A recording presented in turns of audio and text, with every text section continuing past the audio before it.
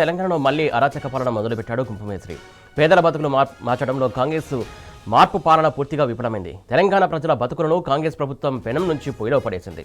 ఓట్లేసిన ప్రజల నోట్లో రేవంత్ సర్కారు మట్టి కొడుతోంది. ఇక రెండో టాపిక్ చూసుకున్నట్లయితే కాంగ్రెస్ సర్కారుపై కేజీబీవీ నాన్ టీచింగ్ స్టాఫ్ పోర్బాట పట్టారు.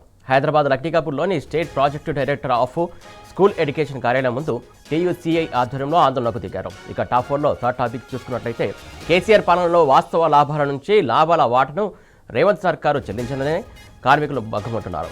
తమను మరోసారి కాంగ్రెస్ సర్కారు మోసం చేసిందని మండిపడుతున్నారు.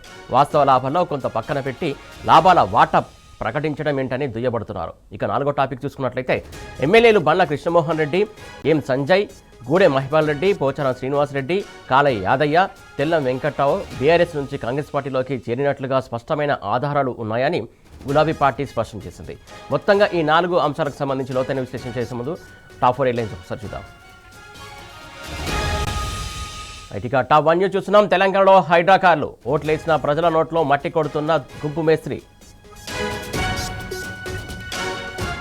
ఇక టాప్ 2 న్యూస్ చూస్తున్నాం. కాంగ్రెస్ సర్కారుపై కేజీబీవీ నాన్ టీచింగ్ స్టాఫ్ పోరుబాట.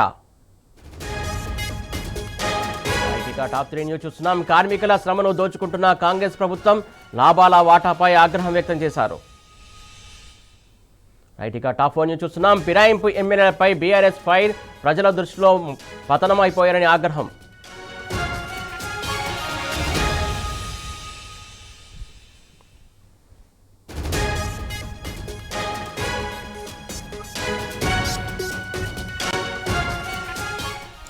ఇక టాప్ 1 న్యూస్ చూస్తున్నాం. తెలంగాణలో హైడ్రా కార్లు ఓట్లేసిన ప్రజల నోట్లో మట్టి కొడుతున్న గుంపు మేస్త్రి.